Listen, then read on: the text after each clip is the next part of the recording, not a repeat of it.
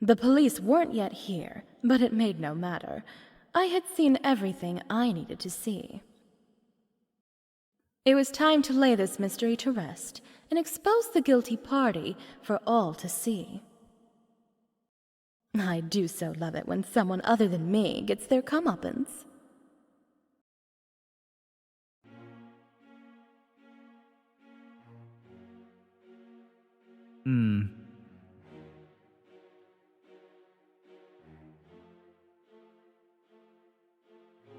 Wonderful. Everyone's here. I guess that means we can begin. Begin, what exactly? Why, exposing the murderer, of course. You mean you know who it is? Of course I do, my dear. Don't you? Well, no. I'm not sure. At least not yet. Pity. You were the one who said we had to see the truth for ourselves or something, weren't you?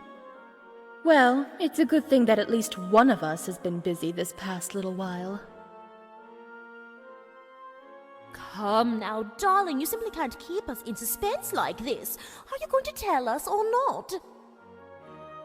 Yeah, after all this, it better be good. Not that I'm getting my hopes up or anything, mind you. Tut-tut. All in good time, my dear little girl. First, we all need to agree on some basic facts. Mr. Klops, you've been posted out in front of the house ever since we found the body, yes? Yes, ma'am. That's right. And did you see anyone leaving the house? Or anybody hanging about at all? No, ma'am. There was no one there. And nobody would have got past me, that's for sure. No, I'm sure they wouldn't. That glowering gaze of yours alone would be enough to send them scurrying back the way they came. As for the rest of us, did anyone find any trace of a break-in? Broken windows, muddy footprints, anything at all? Indeed not. I saw nothing of the sort, and if I might say so, a magician's eyes are trained to spot even the smallest of details. I didn't see anything either. Not a thing. Good then, so we agree. Nobody else has entered or left the house, which means that the killer is one of us, right here in this room.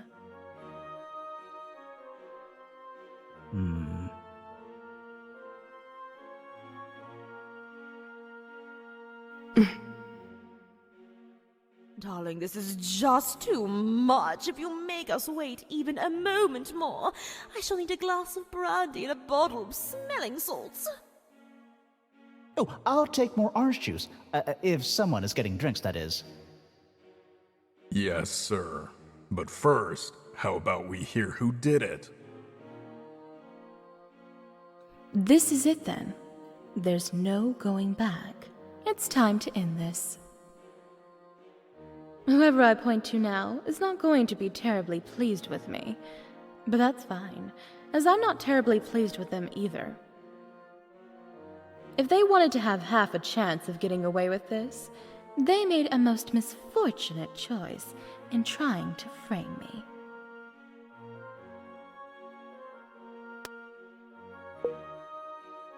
It was you, Horatio. You killed Prince Titanico. Me? Misfortune, surely you jest.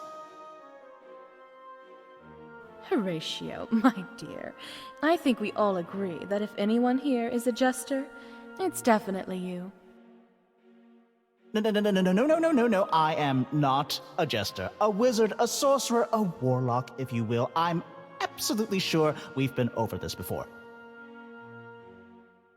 Yeah. Grand Goofus of the Court or whatever it was. Can we get to the point? Why do you think he did it?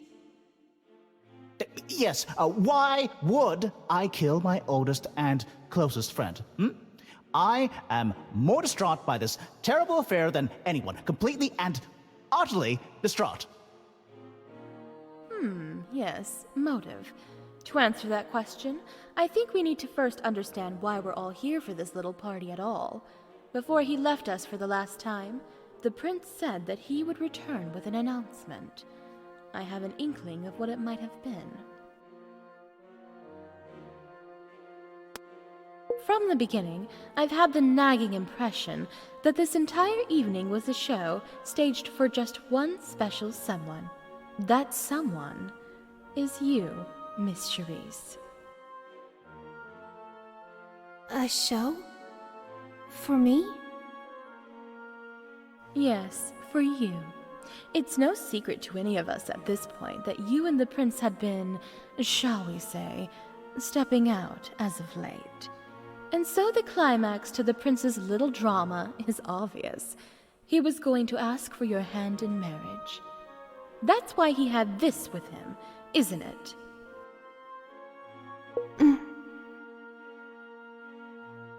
Hey, where'd you get that? Now, all in good time.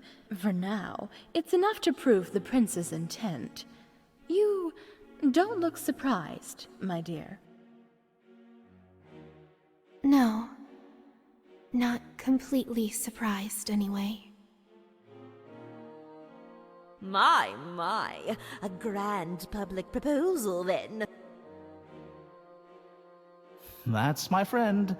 He was always such an incurable romantic. Romantic? Oh, you poor naive boy. This was nothing of the sort. It was a cold, calculated move designed by the prince to get the result he wanted.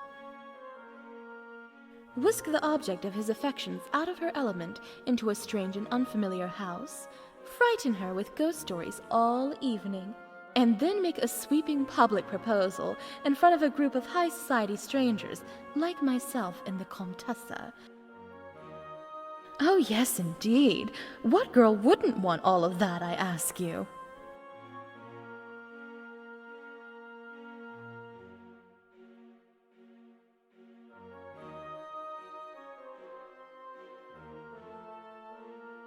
Horatio, my friend, tonight will be the night.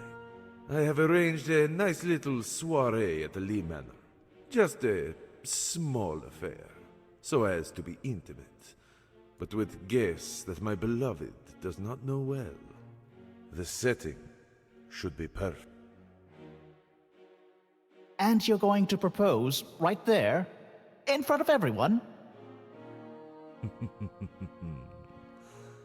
Yes, when the time is right. Of course, we must set the mood first. A flash of lightning, a clap of thunder, a macabre historical tidbit or two, and perhaps a little surprise courtesy of your talents, just to add a little more flair. Why, of course. I can conjure up just the thing for you, I'm sure. But do you really think this will work?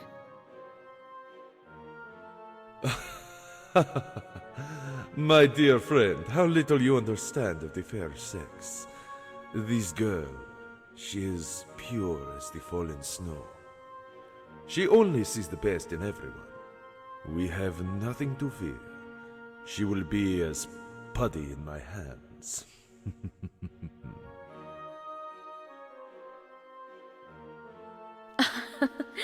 I really must confess, it was all quite masterfully done. Rejecting a proposal under such circumstances would be unbelievably awkward, both socially and psychologically. Not a bad one to remember from my own books, I think. This is all pure conjecture and, I might add, completely ridiculous. Yes, you would be quite the authority on the ridiculous, wouldn't you?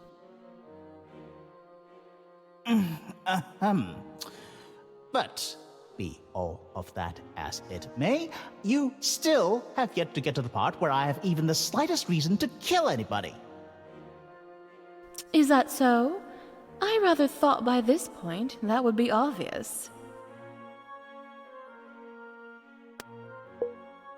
Mr. Horatio, absurd as it may seem to some, it's clear that you fancy yourself a bit of a hero.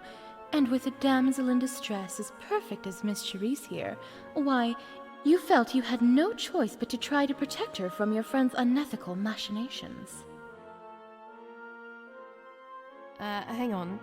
Didn't you just say that he helped plan the party and set the mood and all that? Yes, I suppose I did. Yeah, so wouldn't it have been easier just to bow out of all that? Or maybe tip Sherry off in advance? A surprise public proposal is hardly life-threatening after all. Mind you, I have seen some rather reckless proposal stunts in my day, but the danger's usually only for the party doing the proposing. I'm afraid I'd only met Mr. Horatio a handful of times. Would he really have wanted to protect me over his lifelong friend? I never said he was a very good hero. Look, not saying it isn't possible, but sounds a little fishy to me. Fair enough. After all, he had other reasons for his behavior as well. It's the oldest tale in the book, really. 2 men, 1 beautiful, charming, an extraordinarily wealthy young girl. You couldn't let Titanico marry Charisse because you wanted to marry her yourself. That's... All of your life, you've lived in your friend's shadow, haven't you? And here he was, planning to marry a dream wife under your very nose. It was too much. He had to be stopped. She had to be yours. Well, now, you see, you look here.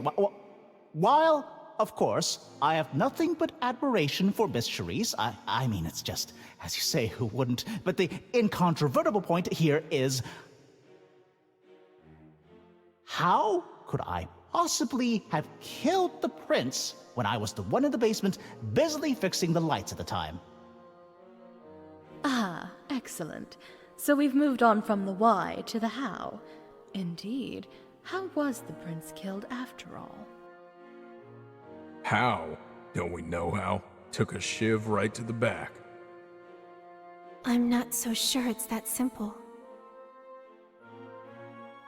To be fair, we can't really fault Mr. Klops here for seeing only half the picture.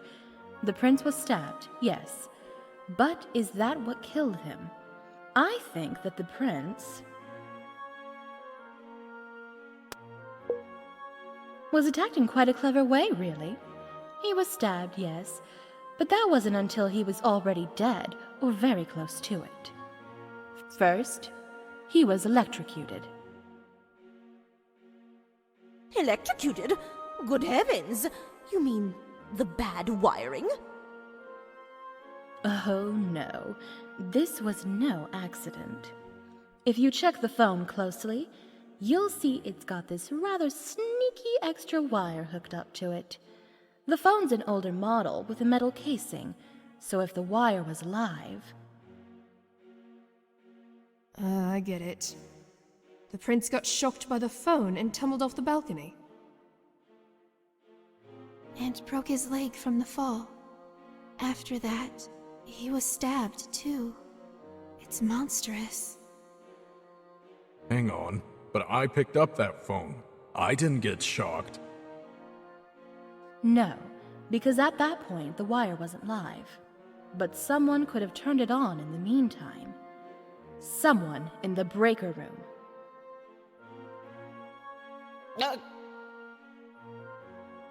So when I told the boss about the call in the dining room and he went to go get it...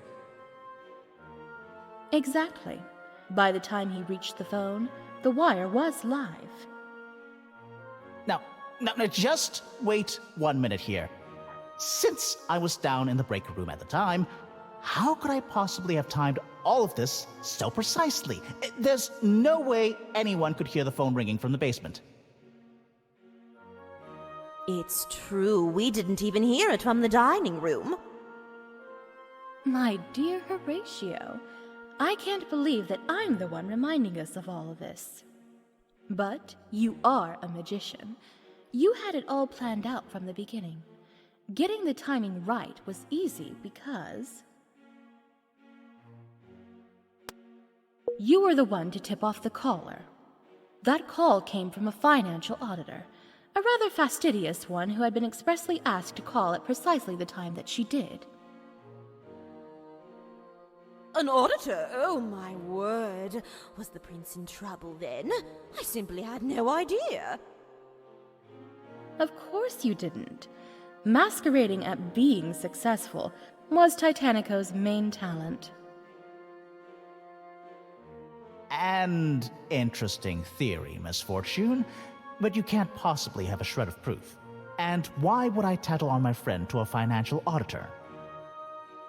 You said yourself, more than enough times, that you were the only one the prince would take into his confidence, so no doubt you knew of his troubles. As for why, didn't I mention that earlier?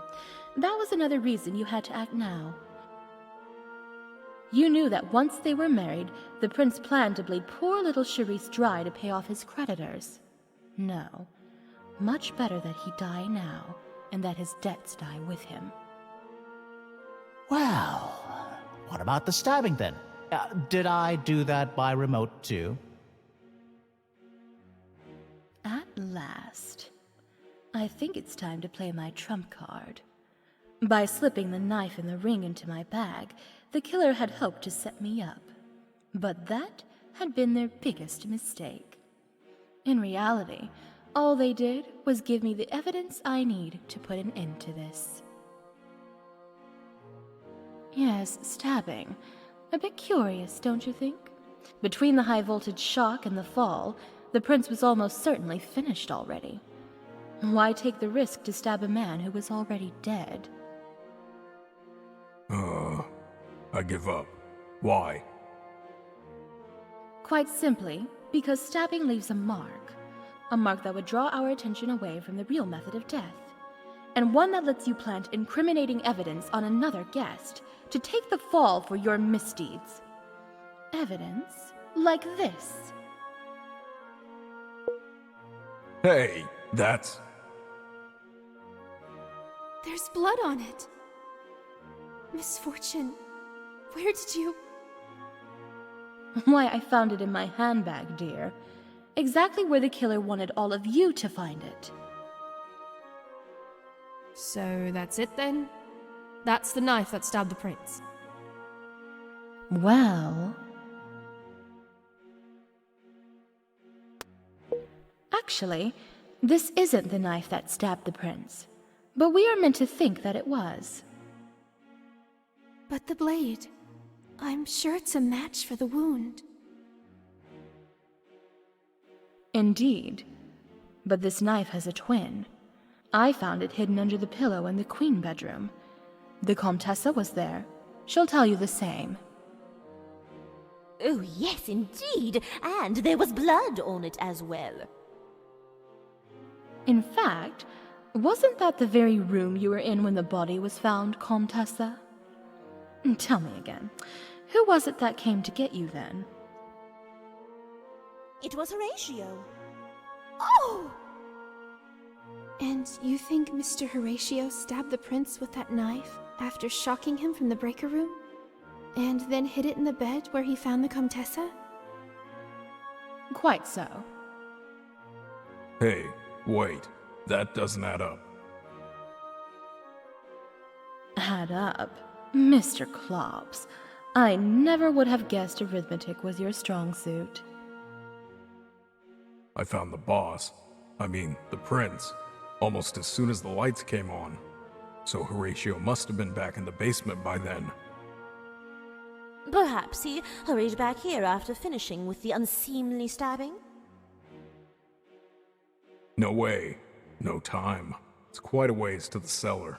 Running all the way up from there after shocking the phone, stabbing the boss. Then all the way back down in time to flip the lights back on. All in the dark, too. Not a chance.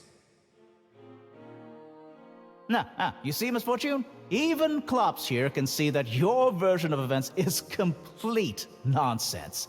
How are you going to explain this one? Simple. Magic. Uh-huh. You know, he doesn't really have magic, right? Oh, I assure you, this is magic of the most mundane variety. You see, down in the basement, there's a little timer hooked up to the breaker. That's what caused our blackout earlier, by the way. All part of the show to emotionally destabilize poor little Charisse here. But if that timer could be used to flip a breaker once, why not again? Oh, I see it. So Horatio goes to the basement, and instead of flipping the lights on right away, sets the timer again to turn them back on in a few minutes. Why, aren't you the smartest little thing? Get your teacher to give you a gold star for that one. Yes, as you can see, he didn't have to make it all the way back to the basement. Just as far as the stairwell, so he could pretend to be coming back up. Yeah, I guess there'd be time, in that case. Well, if you're all good and finished, there's just one important fact I'd like to point out. Right now, you have that knife, and I don't. Even if there was a second knife, which you could very well have planted yourself, I might add, at some point, you seem to think I somehow gave you this one. Seeing as I've apparently been spending all of my time running back and forth from the basement, arranging that little trick sounds impossible, even for my abilities. This is it. The last piece of the puzzle. Get this right, and the wizard's house of cards will collapse like the flimsy sham that it is.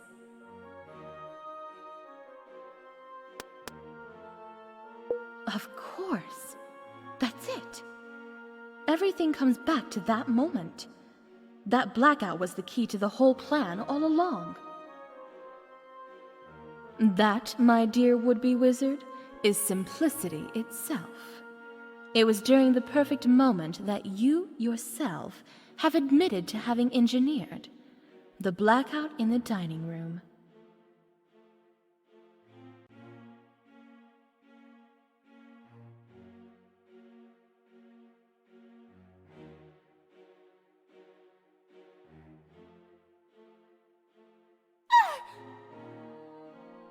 Oh, don't worry, my dear. You are safe with me. Thank you. I was just a bit startled. Oh, heavens, yes! The light's going out! What horror! I dare say I may faint myself, delicate flower that I am. Please, Misfortune, allow me. I've got you now. Oh, what would we do without you? On second thought, you can unhand me. I seem to be quite all right.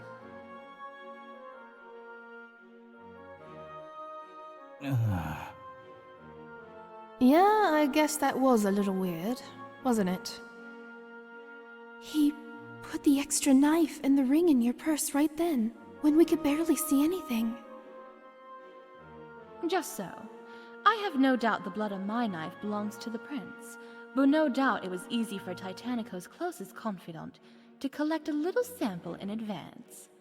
And as for the ring, well, we were meant to think that I took it off the prince. In fact, that's exactly where you thought it was, wasn't it, Mr. Klops? Me? What have I got to do with this? Mr. Klops, I'm sorry, but I saw you go into the hall when you found the body, and it seemed to me you were in there for a little too long. Not for long enough to kill a man, of course. but long enough to give his pockets a quick search for some valuable jewelry that you thought no one would miss. Well, I mean, it's not like he was gonna need it, right? Naturally not.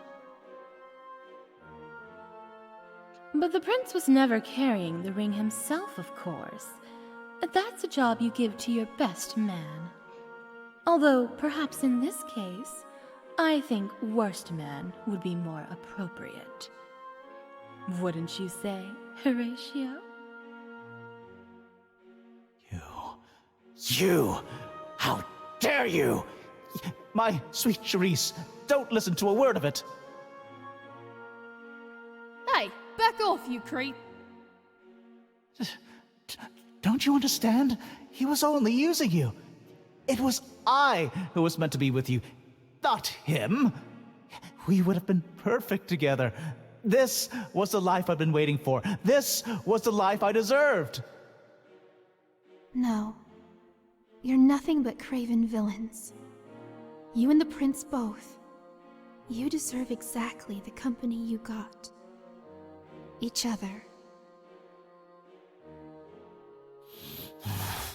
Misfortune.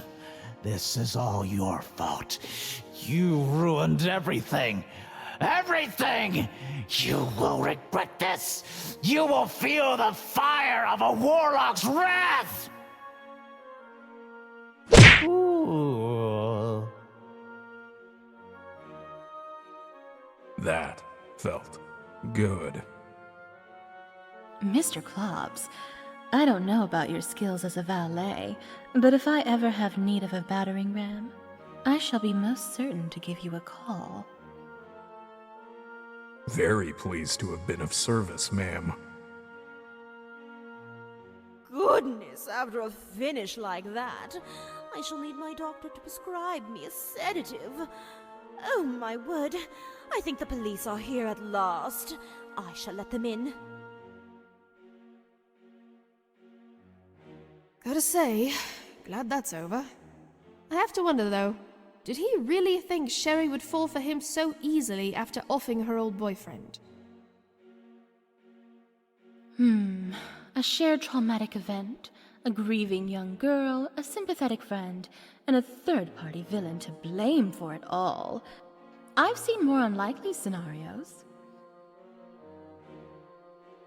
And also, men who think very highly of themselves can have a lot of trouble believing not everyone thinks the same. They may have looked different, but Titanico and Horatio, they really were alike in many ways, I think. You really are smarter than you look. Have I told you that yet? You are too kind. When a half compliment's the best you're ever going to get, may as well take it, I guess. Well, I fear that may be all the kindness I can muster for one evening. I imagine the police will want to take my statement, but after that, I hope Mr. Klops will be so good as to show me out with all haste. I think they'll be wanting the prince's ring back, too, ma'am. Oh, silly me. Did I put that back in my bag? It is a nice ring, I dare say. Say what you will about the prince, but he really did have good taste for certain things, at least. Ta-ta, then, everyone.